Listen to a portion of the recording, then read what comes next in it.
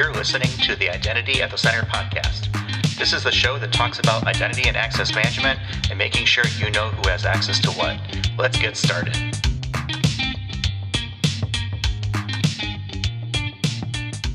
Welcome to the Identity at the Center podcast. I'm Jeff, and that's Jim. Hey, Jim. Hey, Jeff. How are you? Oh, not so bad. Yourself? I'm doing good. Just kind of thinking about this week. We did a little more traveling, and I'm wondering how you're enjoying small airport life. You moved from Chicago to Asheville. Chicago, you can fly direct to pretty much everywhere in the world. Asheville, you can pretty much fly direct to nowhere in the world. That's not true. We have like nonstops to like 7 different places on airlines that I don't travel with. So, it's fine. I like it for the most part. And here's why. Security is so easy.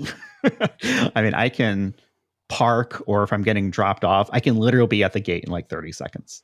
9 times out of 10, there is like no wait at all to get through the TSA pre-check line. So I'm satisfied with that. I mean, it's a small airport, 5 gates. My real airport is really Atlanta, just because that's the hub for Delta. So, and then from there I get kind of anywhere, but it's a little bit of a change. The worst thing is the parking situation. The Asheville airport parking is not great. So hopefully that'll get fixed sooner rather than later, but it's fine. Yeah. I find that what you said is spot on, except I think the biggest risk is that they cancel or severely delay the hop from Atlanta to, from the hub to your smaller airport. It happens a lot. It happened to me this week. But I guess the thought that I was having is really around traveling. It makes it more challenging when you're in the throes of, driving a project. And what I think the real key is to success is having a team of people and being able to trust those people. So I think kind of the career progression in identity access management, right, is you become like a star performer. Then the question is like, if you take that next level step to managing other people who have to perform, right? It's to become like that next level. It's just not becoming a star performer on more projects or like taking on more work. It's now, how do you get things done with a team, transfer trust to those folks. And I think a big part of that, right, is having the right team. I'm sure you're having a lot of thoughts. I just want to throw one more thing in there, which is that, right now on my project, I have like an all-star cast of players who are not only doing an awesome job on the projects and the scope that we're responsible for, but also kind of like stepping up to that next level to help the client where we're finding deficiencies with the other teams that we're working with, which are mostly not the client's resources. They're other consulting firms that are, they're pretty much just working within their box and refusing to go outside of their scope. And so, we're doing everything we can, everything within our power to try to help the client, because to us, like, the success of the client is the most important thing. And so from my perspective, I keep driving those messages like, do what's right for the client, do what's right for the client, even if it causes us to, go above and beyond kind of our scope. Obviously we have to watch that we're not like intruding on other people's scope and things like that. But so anyway, a lot of thoughts there. I'm sure you have some things you want to share. I mean, yeah, there was a lot to cover there. I definitely echo having a strong team. Which is why you're here with me, so I can get on a plane and go do stuff. I try to simplify things as much as I can. Life is already hard. Why make it harder for other people as well as yourself? There's one rule when it comes to consulting in my head. When it comes to anything, it's as long as the customer's happy, everything's fine, right? So if it means you need to do, X, Y, Z, or if there's other things and if it's reasonable, you can get it done, just do it. I mean, it's not rocket science. So sure, you got to like do, balance budgets and margins and all this other stuff that you do when you're part of a consulting practice. But, this is probably like boring for people who are not in consulting, but it's part of the job. I think that you and I kind of do in day out. We've been doing this for years now. Is we've been pretty fortunate to work with great clients, be surrounded by great people. We're trying to continue that trend, and so far been successful in this, in this new role that each of us has with RSM. And yeah, we do have a great team, really smart people. I can hop on a plane and feel like, yeah, Jim's got it, right? Whether or not you actually do have it, you do a pretty good job of faking it, which is enough to give me confidence that things are going well. But at the end of the day, the customers are happy, and that's all that really matters. So Yeah. Well, I think this that's is applicable beyond consulting, because I think the clients that we see be the most successful are the ones where they've got a good team, and Mhm. the leaders can delegate and are confident in their own people. I think the other thing that I just wanted to mention is something we've talked about, I know, in past episodes, which is kind of the win-win scenario. So we feel more confident stepping up and helping the client go that extra mile if we know we're in it as a win-win, right? So that, hey, if we do go the extra mile and maybe, it's a little bit too much, we're not going to get our hand slapped too hard. It's just kind of the give and take, and we're all in it. They're in it. They want us to be successful, and that helps us, drive their success more as well. Yep. I mean, just be nice. It's not that hard. I mean, it doesn't cost you anything. Speaking of nice, we're going to be at Octane in a couple weeks.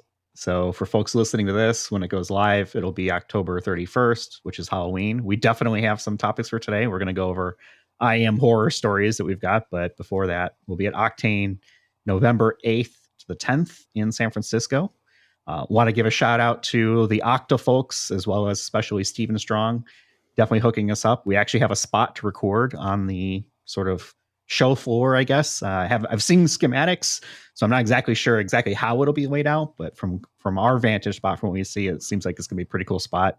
At least we'll be out there and visible for folks, and we might even have a logo or something like that on our little spot. So it's very cool. We're looking forward to getting some folks. I know you've been looking at getting some guests lined up for episodes, and I think what I'm thinking is it'll probably be very similar to what we did for Gartner's IAM Summit and the Authenticate conference, where we record several episodes and sort of try to release them on a daily cadence to kind of cover what we're seeing and hearing those days, as well as the conversations that we're having with the really smart identity folks there. So Yeah, I mean, thoughts? I've also got to say, like, yes, shout out to Steven. I think had we made this request 3 years ago, though, I mean, the podcast was, not as well known. Let's just say that. I've gotten to the point where when I reach out to people to be guests on the podcast, I rarely get a no. The only time people say no is like if their corporation, or I guess their PR department forbids them from doing media. I'm like, oh yeah, that's right. We are media. Yeah, it's really weird to hear somebody at Gartner called us journalists. I'm like, journalists in like very big quotation marks. Like, I don't consider myself one. Like, I'm just an idiot talking about identity. Yeah. I mean, that's really, but now I mean, a lot of people download the podcast, and it's becoming pretty well known. Yeah, it's very cool. Definitely appreciate folks who listen. If you're listening to this now, take a moment, hit that thumbs up or subscribe or rate button, whatever it is. It definitely helps when we get that kind of stuff done. So, just helps us continue to bring conversations and stay as vendor neutral and agnostic as we can. And we're still commercial free, so all that little stuff kind of helps us, continue doing things like this. Yeah, absolutely. So, why don't we jump right into it, Jeff? I mean, this was kind of like my crazy oddball idea, and we had a few folks who we very much appreciate who took the time to kind of record audio. And the question was, can you share an IAM horror story? And these aren't like slasher movies. It's like where IAM has gone bad, or you had to end up working the entire weekend to kind of clean up a mess. That's the kind of horror stories that we generally have in IAM. Mhm. But yeah, a few have come through, and I was like, these are good stories. And then, at the end, what we're going to do is kind of share our horror stories. Yeah. So we've got 4 audio clips that we'll play here and kind of listen to and react and discuss. I've got a written one from a new member of our team here. And then, yeah, you and I will go, and then we'll end on a lighter note and get things done. So let's go ahead and start with our friend Alec Fry, aka Fry Identity. He's been on the show a couple times, and here's what he has for his horror story. Hi, Jeff and Jim. For Identity here. My horror story around IAM was a long time ago in the late 90s when RSA Secure ID tokens were all the rage. My colleague and I were on site doing an upgrade at a customer's environment, and at the key time, I'd said to my colleague, "Now, when I say I want you to delete the master database," because there was a master and a slave, or I guess we should now call them primary and secondary server. But I said, when I say delete the database, and he tap on the keyboard, said, "Yep, done." I said, no. I said, when I say, because there was some background noise, he didn't hear me say that. So we both looked at each other, and very quickly, profuse sweat started pouring down our faces. And I realized we had anywhere between about 15 seconds and 5 minutes before that change was permanent, and all users had been deleted from the system. So luckily, I realized very quickly, if we stop the server, make a copy of the database and start it again, which we did, then the system was, all systems were inaccessible for a total of about 5 to 8 seconds. So making sure we could recover really quickly was lucky, because the network was down from that perspective only for about 5 to 8 seconds. But once that was done, we were able to just copy the master database back and recover from it. But the most fun part of that story was right when we were in the middle of that realization and the sweat was pouring down. That was when the senior exec from that customer site walked past us and said, "How's it going, guys? Everything good?" And we both just looked at as best we could and went, "Yes." So luckily it turned out well and everything was fine, but it was a huge scare. So from now on, I make sure that people don't tap keyboards and they clearly hear me when I say go, do this action. Anyway, that's my story. Happy Halloween. Okay, so I know I want to get to your thoughts, but immediately I have shivers around RSA tokens. Yeah. And having been on the operations side and the logistics side of just trying to get those out there, and I'm thinking like, okay, you delete the master database for the RSA server, and you're going to have to go off and re-enroll all those people, potentially have to do token swaps. Oh, that is bad. Yeah, that's like you just click to send an email, and this story sounded to me like you just sent the email and you're like, "Oh no, did I send that to the wrong person?" You go and you check and you're like, "Oh, thank goodness I didn't." But the way your heart would like pound out of your chest. I also was thinking as Alec was telling that story that most modern systems that are going to be cloud based, you probably don't even have the ability to delete the master database. But if you do, it might not be so easy to kind of stop the problem on the spot, right? You have less control over the system, so you probably have a harder time inflicting damage, but also a harder time recovering from damage.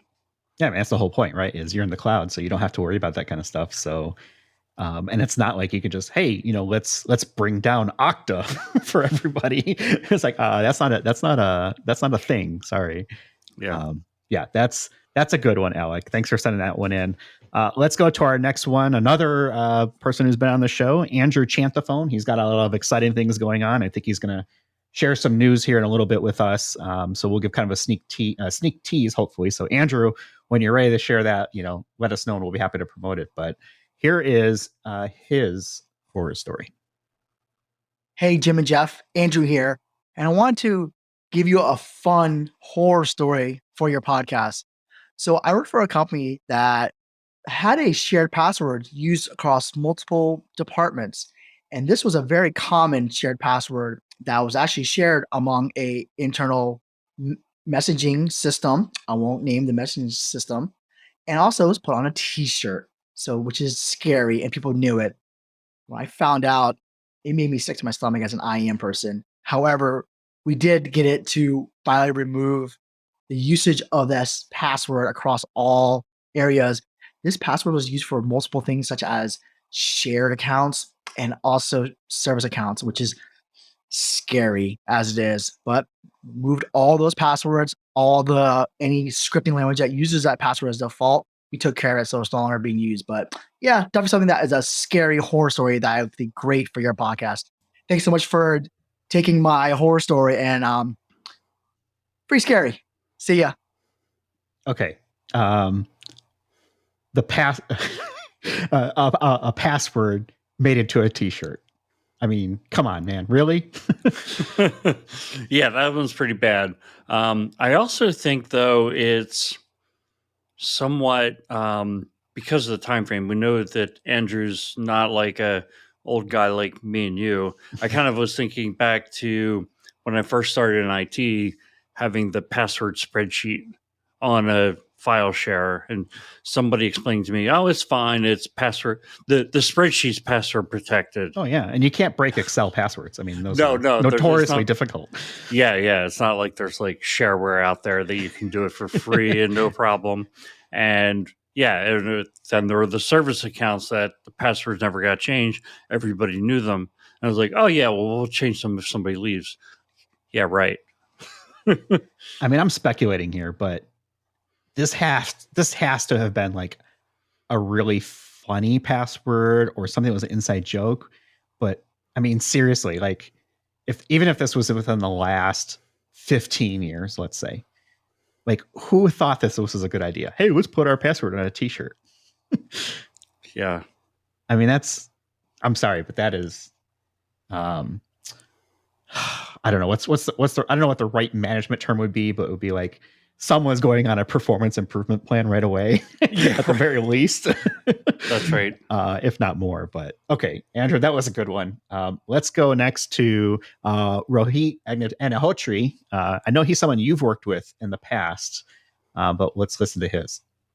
Hey everyone, this is Rohit Agnihotri, and I am a senior director of IAM at a Fortune 100 company.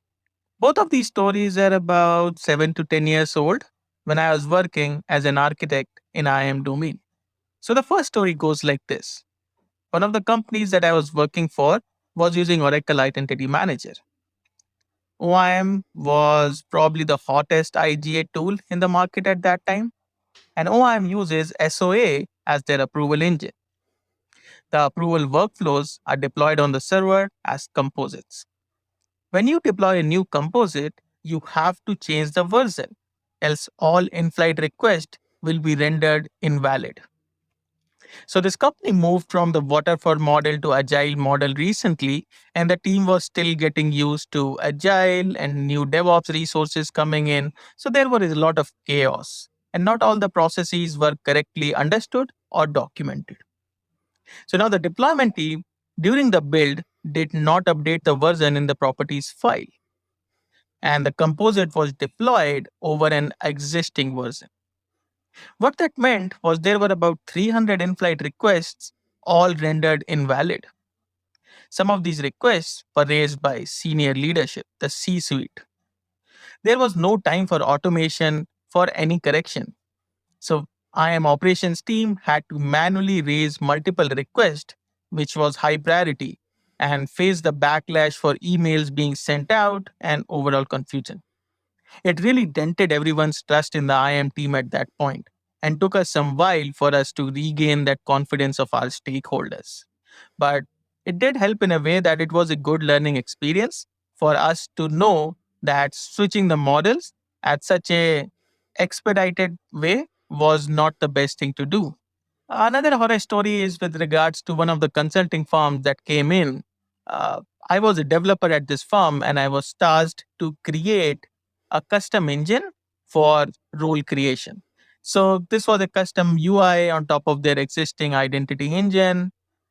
A requester can go in, raise a request or create a request for a new role, provide all the inputs.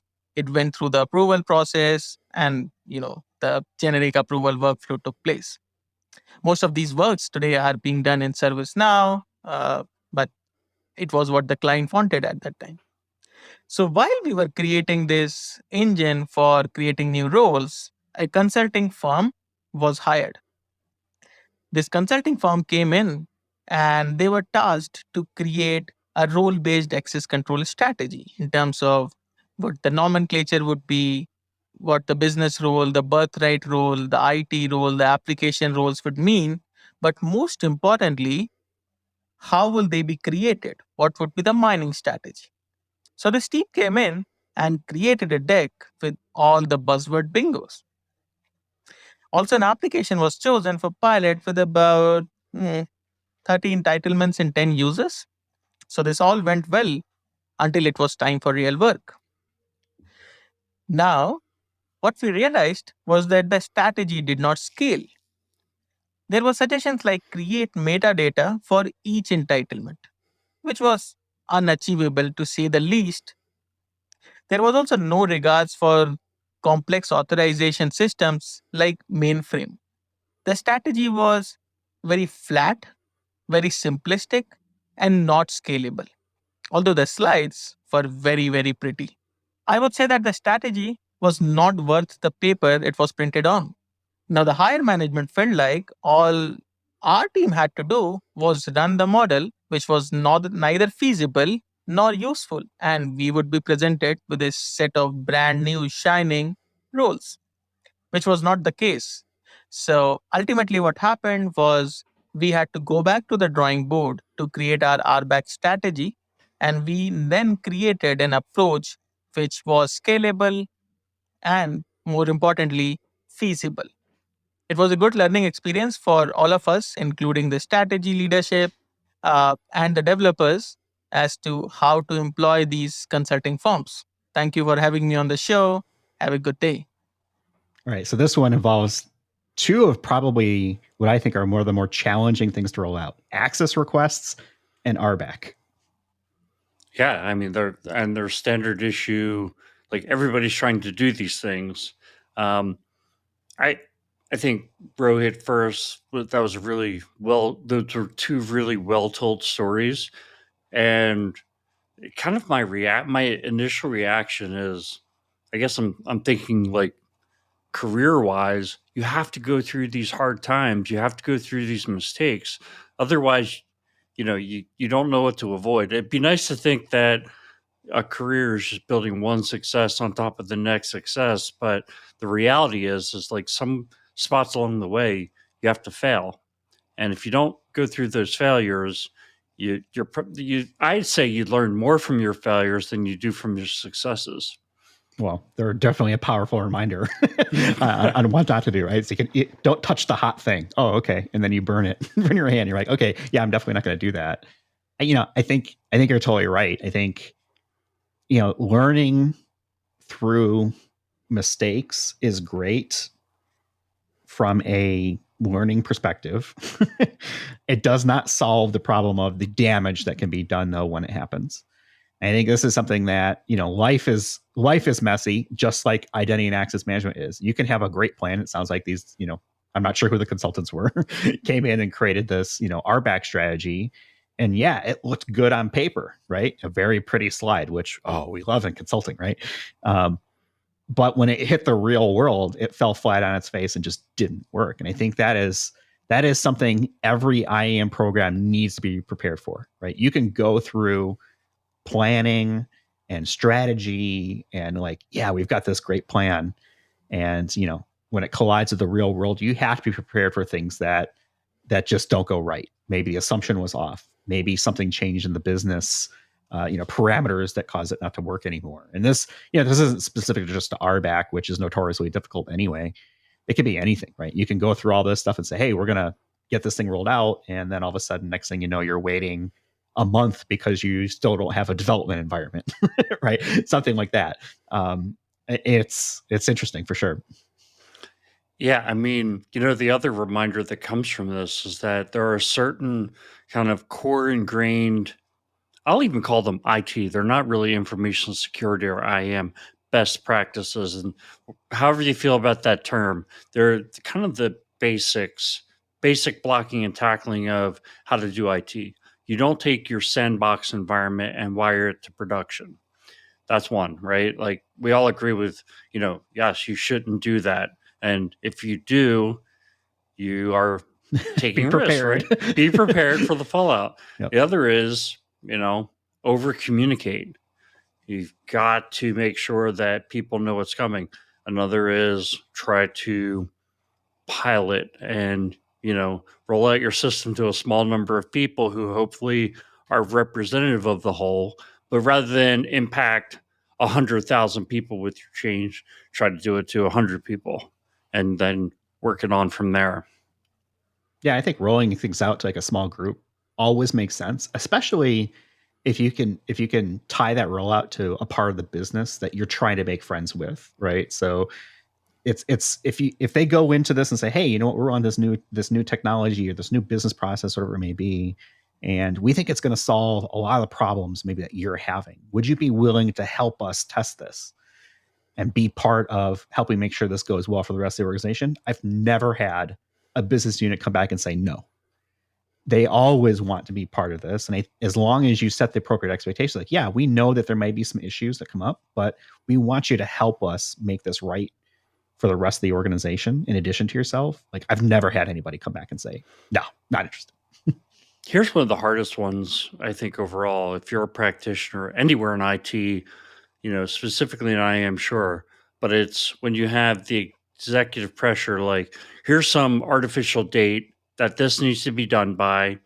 And, it's kind of like you're under pressure to hit some date, but in your heart of hearts that that's not going to work, or that's going to be very bad. That's going to have some bad consequences.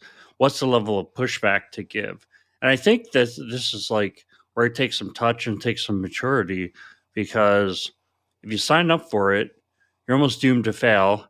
And if you push back, you might be seen as you're not a team player, or you're just, too negative to be, able to move up the ladder. Yeah, I think you've got to be able to speak truth to power, but that spoken truth needs to be appropriately messaged through the appropriate channels in the proper way. And what I mean by that is diplomacy, tact, thoughtfulness, right? I think I was given a webinar yesterday and I was really proud of this analogy I came up with, but it was like, not everything is an Avengers level threat, right? There's somewhere that you can get, we're good with just Daredevil. Sorry, Daredevil fans, but he's not an Avenger, right? So it's like, you've got to be able to like weigh what is the risk versus the reward versus the potential impact. And if you're constantly saying this won't work, and it's because it's like a 1% problem or affects like 1%, I think you got to make sure you bring it into your messaging. So certainly speak truth to power. Do not be afraid to bring up issues. And you need to have developed an IAM program that supports that, right? It can't just be, well, I'm the program manager and everything I say goes, and everything that I say is the way it's going to be, and it's always going to be right. You've got to be able to take inputs from all parts of the business, your own teams, whatever it may be. So have an environment where you do allow that. And if you are the one speaking up, make sure you're doing it in the right message, the right vehicle, right? Have, if you've got them, stats, figures, something, right, to help make the case. Yeah, I was thinking of a couple other tactics too. One is sometimes it's like, hey, we're going to roll out MFA to the entire organization by the end of the year. And here we're sitting on November 1st, right? And you're like, that's not realistic. But maybe we could have the MFA capability built, or we could select a product, or we could do something that's short of this audacious goal, but isn't that, no, we can't do it. Right. It's just, hey, we're going to do it in like a stepwise fashion. The other tactic I was thinking of is really to try to build support for your idea. So if there are other peers in your organization who you can kind of like, hey, I'd like to have coffee with you and talk through this issue. And here's what my challenge is. And if you got some other folks who have respect within your organization, maybe you report to the CIO, and this big audacious goal is rolling downhill to you, but there are other folks who report to the CIO, and you kind of like talk through it with them, so that when you go and you try to propose this less than the full audacious goal, that you have some folks in the room who are kind of in support of your plan. Yeah, for sure. I mean, you don't want to be voted off the island because you're by yourself, right? Yeah, exactly. Build alliances. All right. How about we get to our next one? We've got Tom Malta, another individual who's been on the show before, and let's hear from him. Hey, this is Tom Malta. I am an IAM practitioner in the space for over 22 years, and of late, I've been doing financial services strategic advisory work for a number of companies. And I'm here today to tell you a little bit about a Halloween horror story in IAM. So this goes back to my first implementation of IAM when I was running the global program back at Goldman Sachs, and we spent a lot of time building it out. And on the morning of the go live, we were attached to the HR system, obviously pulling in identity events from them and doing automation to remove privileges. And that night, the HR team sent over a file that had all of the London security guards in it essentially terminated. And we were scrambling that morning, getting all sorts of calls from the London office as to what happened and what broke down. And obviously, later on, we found out that the file was obviously a bad file. And ever since that implementation, one of the things I always advise my clients and what I've done in my own program since then is to make sure that you have a good fail-safe mechanism when you're attaching automation to any HR system and not trusting it completely, because mistakes do happen, as in the case of this. And if you could imagine a couple hundred security guards sitting out on the streets of London trying to get into office, it wasn't a very pleasant thing. So I hope that you can learn from that, and great to share this with my peers and colleagues at the IDAC broadcast team and to all of you. Thank you. Okay, so the first thing thinking to me is London Calling by the Clash, and then I actually get into IAM. I mean, it's a good one. I mean, for some reason, I've imagined the security guards of Buckingham Palace with the big hats. Yeah. But yeah, I'm sure they weren't happy. But I think Tom brings up a great idea, which is like, plan for the unexpected. I mean, especially in this day of artificial intelligence, to kind of look for something that just doesn't smell right. And I guess you could imagine so many different scenarios, but a whole department being terminated at once, not a real likely, and it's maybe something that should kick off some kind of human intervention, I guess. I mean, that, some of these things are probably tough to plan around. But that's a great IAM horror story because, you can just imagine 5 hours earlier than I assume Tom was in New York City office at this time. So he's probably being woken up like, yeah, nobody can get into the building. Yeah, that's no bueno. I guess, score one for the people who test, right? Make sure that as part of your unit testing or validation, that it's like how many records are going to be affected, right, by this change. Is that number accurate, right? Is it what you're expecting? I've seen that a few times where you go to like maybe update a meta attribute about somebody or a certain area, and you're like, oh shoot, I just did it to a whole bunch more people I thought it would be, right? And everyone now has like the same title or the same email address, domain, subdomain, or whatever it may be. So definitely something you want to think about when you're rolling stuff out is the scale of the change lining up with what the expectations are supposed to be. Yeah, absolutely. All right, let's go to the next one. This one is written from the newest member of the Rockstar RSM IAM team. This is from Brian Lindstrom. He and I have worked several years ago in the past. I don't think this is when we were working at the same company. I don't recall it, but who knows? Anyway, your fault. What's that? It wasn't your fault. Right. Yeah. Certainly not. I mean, he definitely is claiming ownership here. This is a good one, too. So he writes, back in my early days, I was implementing an identity solution, and I inadvertently deleted about 1,000 Active Directory accounts, including my own. I first realized this when I suddenly lost access to various applications and network resources. I tried rebooting my PC, hoping that would fix my issue, but unfortunately, I couldn't log back in. I then peeked my head above my cubicle and started to hear people complaining about losing access. I slowly got up, walked over to the Active Directory guys, and asked if they could do a restore. Public shaming ensued, and a hard lesson was learned. When making changes, make sure you're not in a production environment. So, congratulations, Brian. That is a good horror story. I was going to say, yeah, we started off by saying these aren't slasher stories, but that very easily could have turned into a slasher story. I mean, how good is that? I mean, it's not good, right? Let's just characterize that. But from a outcome perspective, it's like I just deleted 1,000 accounts, including my own. So I can't even fix my own error. I've got to go to someone else for help. I mean, that's the walk of shame right there.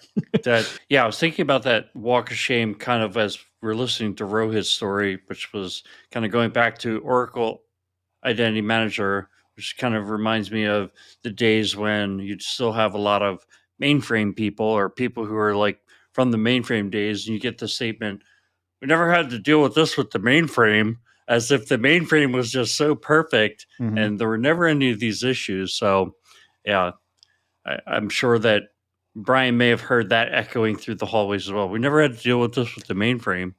Yeah, I'll echo the mainframe one. Shout out to Leslie, who I love very much. We used to work together a long time ago, and she was a RACF expert. I was not. I was constantly going to her to fix my mistakes. Yeah.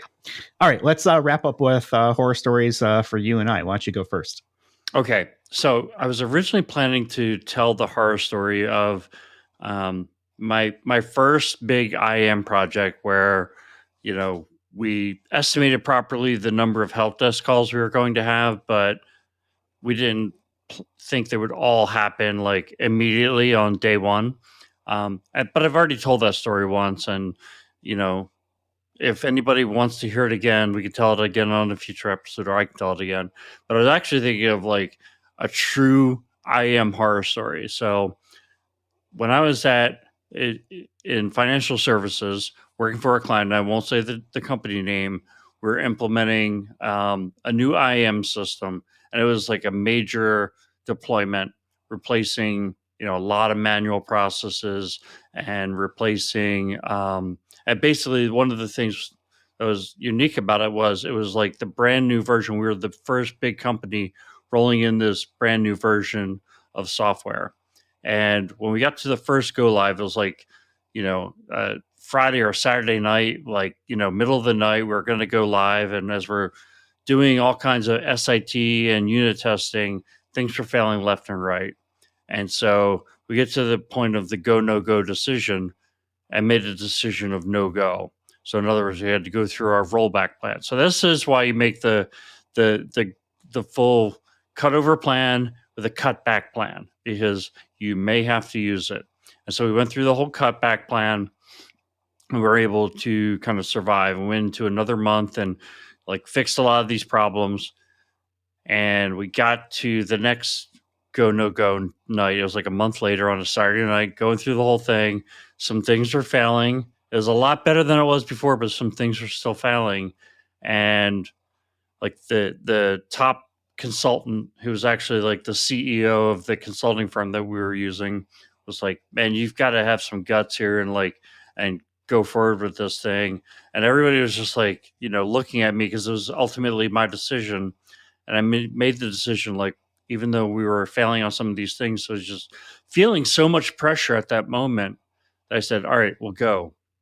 And so we went, and some of the problems were like data synchronization and provisioning, stuff like that. And some of the problems were like, like the data wasn't actually synchronizing. And I mean, I was on like conference calls like every day, just literally getting yelled at for about a month after that. And we were like rolling new code every weekend, going through change control every weekend. I literally was working like 80 hours a week for like a month straight. And then even then I would say like, okay, I wasn't drowning at that point, but it still was, tough sailing. So, that truly was a horror story. And I think what I learned from that is that, one, like if you don't feel like you can go live, if you're in that go no go decision and everybody's like pressuring you, like you got to go, but you know it's not the right decision, you got to show the courage to like say we're not going. If this decision is mine to make, we are not going. And because believe me, that pain that I lived through the next 4 weeks, and it wasn't just working the 8 hours, it was like getting yelled at, and people think there was no way to pull a victory out of that. Like it was going to be seen as a failure no matter how hard I worked. And could you imagine that? Like you're giving up family time. I had young kids and everything, and like, working 80 hours a week, and it just like your name is going through the mud. So that truly was like my slasher IAM horror story. That's a good / bad one for sure. Yeah, that's a rough one, man. I got questions. So how far along into your career were you? Was this like a newer, like when you're kind of newer, or is kind of middle? Like, how did you recover from this? I mean, this can be sometimes seen as like a career sort of limiting move, right? For some folks.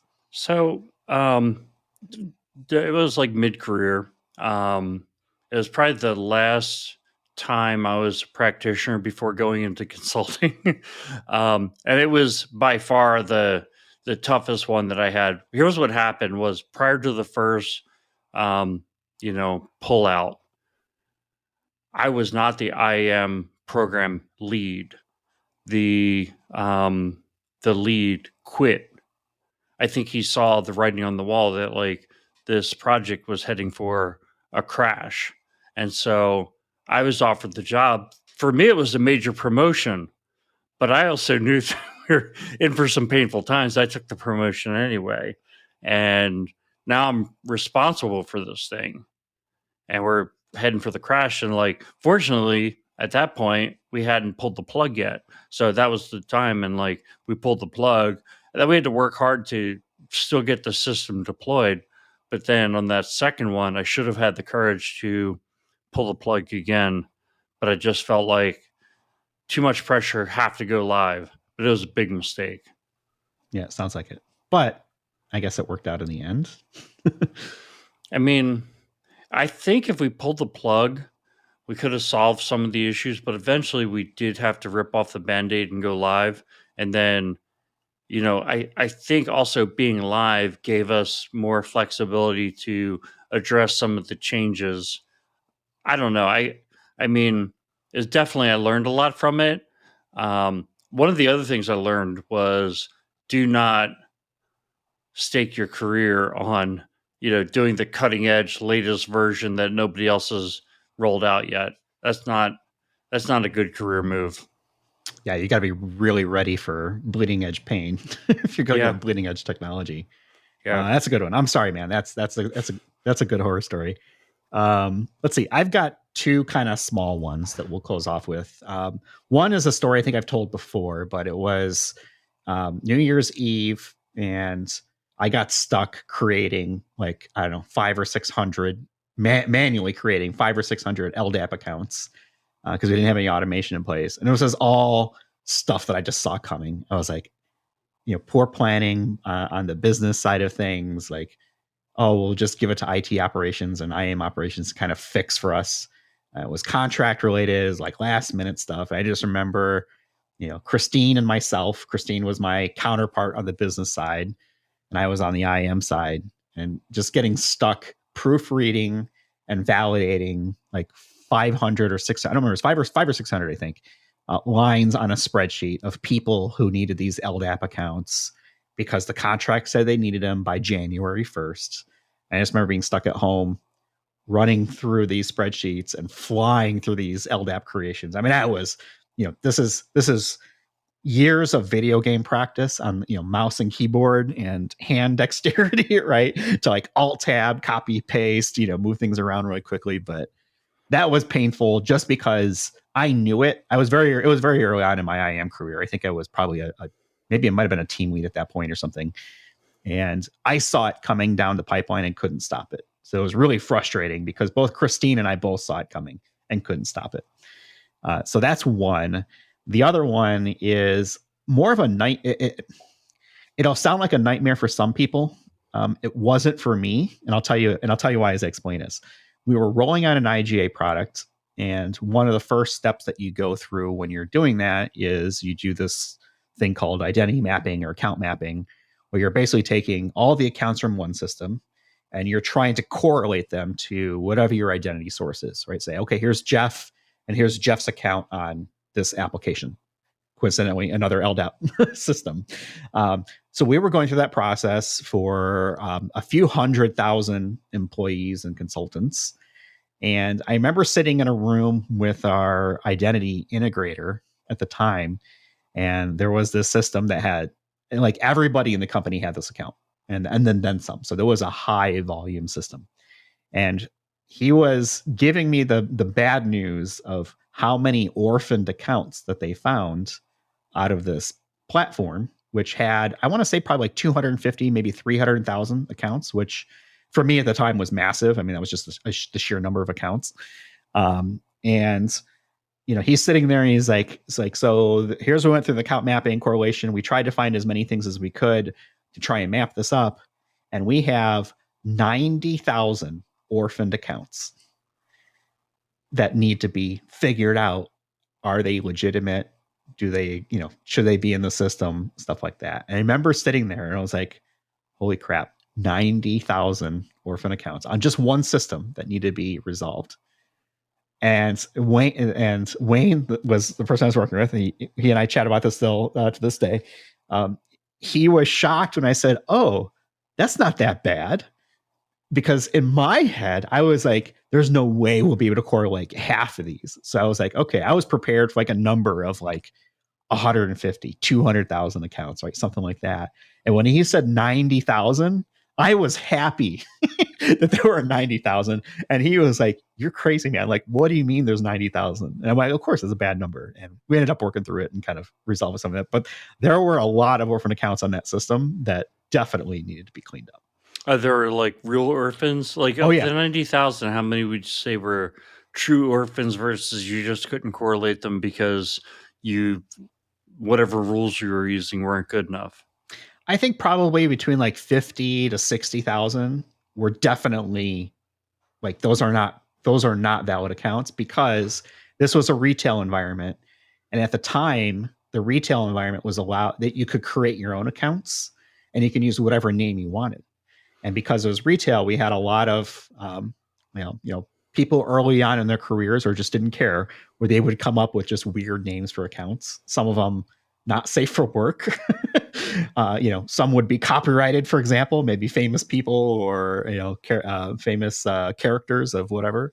So we kind of started to look it over as like, oh, I'm pretty sure we're not employing Mickey Mouse, for example, right? Or Frodo Baggins, right? Things like that. So, but we had to go through each of those and sort of figure out, okay, who are the real ones? Who are the not real ones? Some were kind of, whatever. What do we do about the ones that were clearly, not suitable for work? And what were the repercussions going to be for the person who created it? Like stuff like that. I mean, it highlighted a few different lacks of controls where, there was just like this open system. You could call it whatever you want. You could change your name to whatever you want, basically, in the system. And there was no validation around it. And store employees did not necessarily have, HR on mind when they were naming some accounts. I think one of the things that you have to do to just truly say you're an IAM is open up a file that is like shows like an Excel icon. So if it's a CSV or some other, data format, and Excel can't open, is like too many rows. Because I think the Excel limit was like 32,000 rows or something like that. Time to go to 64 bits. Exactly. Yeah, that is definitely. I remember requesting a RAM upgrade at the time because I think I had like a 4 megabyte RAM, and I just couldn't open these files anymore. And I was like, all right, time to go to 8 whole gigabytes of memory.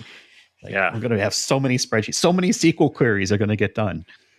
All right, let's go ahead and wrap up this episode. We were thinking about how we're going to end on a lighter note. Do we want to go with your idea or my idea? We could do both. Okay, you go first. Okay, so my topic was today's Halloween, or the day that people will be listening to this is Halloween.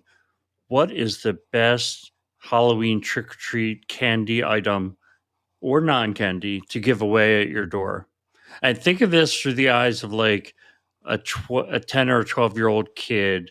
What is it that you'd want to receive? Well, I am always happy to receive a Snickers bar. That has been my poison for years. I don't know about 10 or 12 years old. I think I've been just happy about any sort of candy. But if you're going to give away candy, I mean, give away the full bar, right? Like the full size instead of those, snack or Halloween. I get it. There's financial things around there. But if you got like a full candy bar for Halloween, you're like in the money, right? Yeah. And I think if you're going to give away the full candy bar, then avoid the ones that people might not like. Like, I love coconut. So if you do like Almond Joy, I would be happy with that. But I wouldn't give that away because you're probably going to have like 50% of the population of people who are going to be like, this thing is gross. So I think the way to go is a full size Reese's peanut butter cup. Yeah, that's a pretty safe one. I think like if you go to Jim's house, like he's giving away like Almond Joy and like, I don't know, black licorice or something like that. Your choice is this full, king size Almond Joy or this little Snickers bar. Which would you like to have? And then I'll end the night with a whole box of Almond Joy. Yeah, and a whole bunch of disappointed children who may egg your house or egg my house something. and put toilet paper on it. Yeah, exactly. All right, here's mine. And here's what I want you to come up with is what is the scariest IAM identity and access management costume that you can come up with? I'd say it would have to be like the salesman costume. The person who like calls you over and over again to see if you have some need for their product or service that you have no need for. And for some reason you keep accidentally answering it. So yeah, that's pretty scary. Get up. Yeah, you that's a good. I just imagine like the nightmare. It's like a whole bunch of like LinkedIn messages that you clearly haven't responded to, like not getting the hints. It's the emails that you're not responding to. I don't know how it happens, but some people have like I do have legitimately IAM vendors who call me on the phone on my personal cell phone and leave me voicemails. I can guarantee you that if you do that to me, I am never calling you back. Right, exactly. I don't know how they got that number. I mean, it's probably on my signature somewhere. It's just, I've had one number for years, and that's fine, right? It's easy enough these days to block it. But I mean, who makes a phone call these days, right? It's all email. Yeah. Well, the other thing is like, okay, I am, strategy develop. At least my LinkedIn profile speaks to. I'm a consultant, and then people will hit me up and say, does RSM need like email filtering? I'm like, I don't know. Did you read my profile and think that I'm a decision maker for email filtering for RSM? Because if you did, you're not too smart. But the reality is you probably just saw RSM or I showed up in some, spreadsheet that you got and leave me alone. Yeah.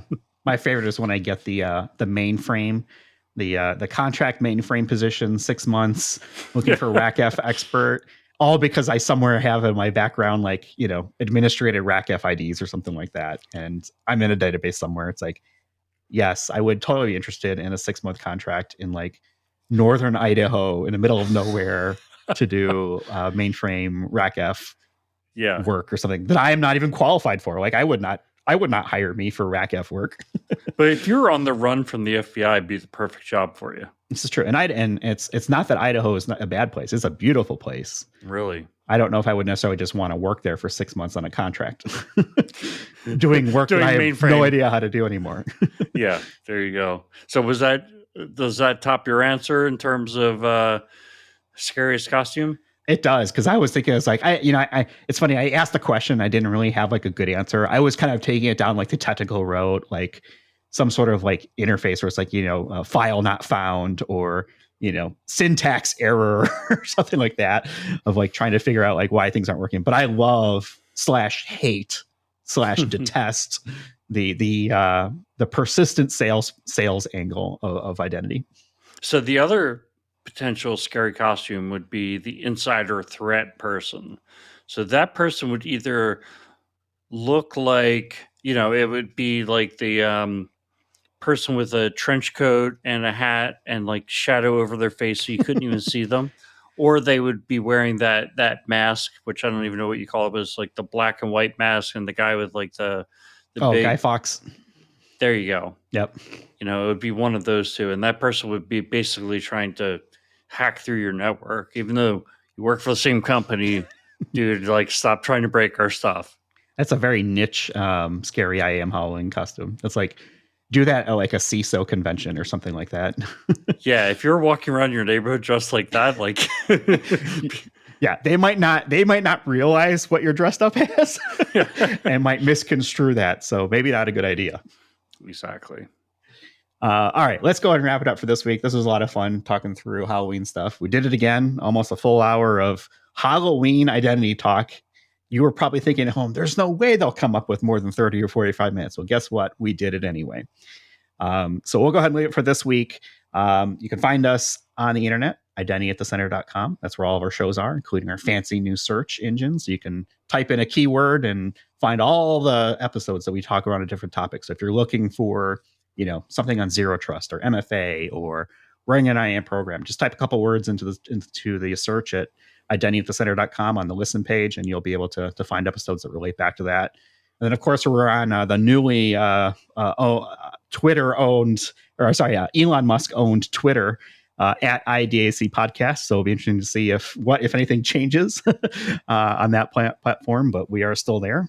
And I think with that, if there's other identity and access management costumes that are scary that you want to either ping us on Twitter with or drop us a note on LinkedIn, I'd be happy to bring those up in future episodes, or just have a good chuckle, offline with folks. So with that, we'll go ahead and leave it for this week. Thanks everyone for listening, and we'll talk with you all in the next one.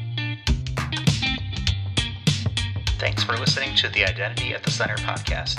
If you like what you heard, don't forget to subscribe and visit us on the web at identityatthecenter.com.